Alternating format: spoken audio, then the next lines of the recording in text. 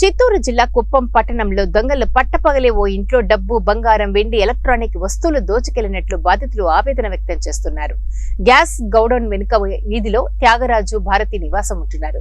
ఇంట్లో ఎవరూ లేని సమయంలో గుర్తు తెలియని దొంగలు తలుపులు పగలగొట్టి బెడ్రూమ్లోని బీరువా, ట్రంక్ పెట్టెలో దాచుకున్న 120 గ్రాముల బంగారం, 70 గ్రాములు వెండి, 20,000 నగదుతో పాటు డెల్ ల్యాప్టాప్ ఎత్తుకెళ్లారని త్యాగరాజు స్పష్టం చేశారు.